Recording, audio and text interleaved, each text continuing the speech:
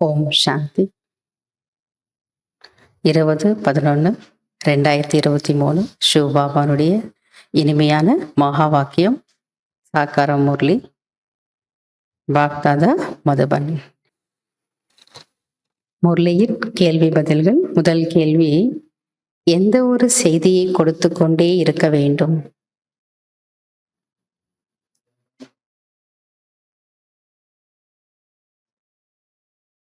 பாபா சொல்றாரு, ஆன்மீக சமூக சேவகராகி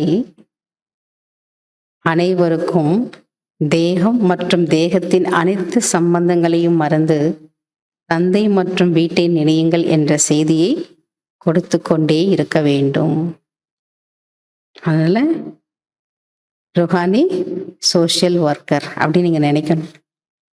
2வது, தந்தை எப்போது வருகிறார்?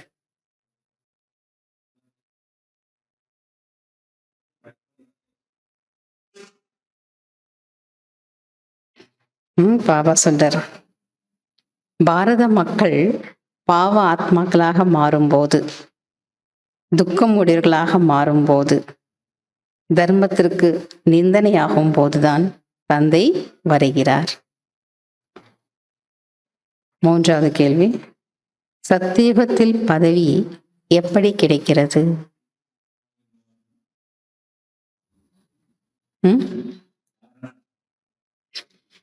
தாரணைக்கு ஏற்பதான் பதவி கிடைக்கிறது. சேவை செய்யும் போது உயர்ந்த பதவி கிடைக்கிறது.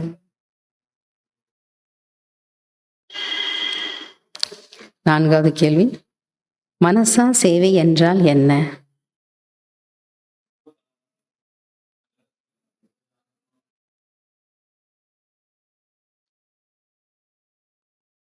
வெளிப்படுத்து.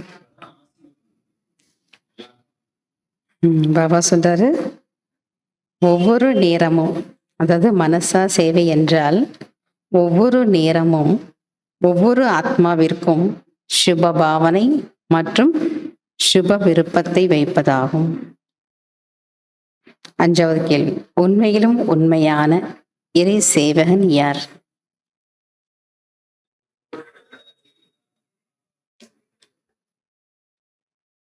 தன்னுடைய ஒவ்வொரு நடத்தை மூலம் தந்தையின் பெயரை புகழடைய செய்பவரே உண்மையிலும் உண்மையான இறை சேவகன் ஆவார்கள். 6வது கேள்வி, தந்தையை எப்படி வெளிப்படுத்த வேண்டும்?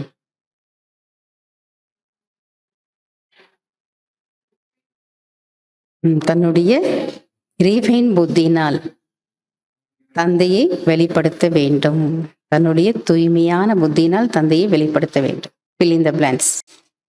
மனதின் சேவையால் டேஷ் சேமிப்பாகும். மனதின் சேவையினால் வார்த்தையின் சக்தி சேமிப்பாகும். 2வது, இது டேஷ் ஞானம் நறுமணம் உள்ளதாகும்.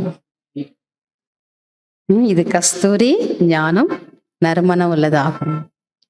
3வது, அனைத்திற்கும் ஆதாரம் டேஷ், அனைத்திற்கும் ஆதாரம் தாரணை.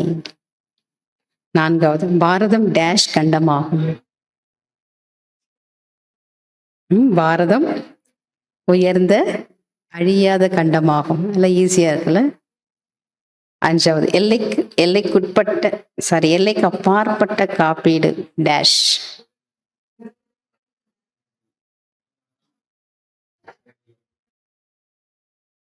எல்லைக்கு அப்பாற்பட்ட இன்சூரன்ஸ் அல்லது காப்பீடு டைரக்ட், நேரடியானது. எல்லைக்கு அப்பாற்பட்ட காப்பீடு நேரடியானது. அச்சா. ஓம் சாந்தி. தேங்க்யூ பாப்தாதா.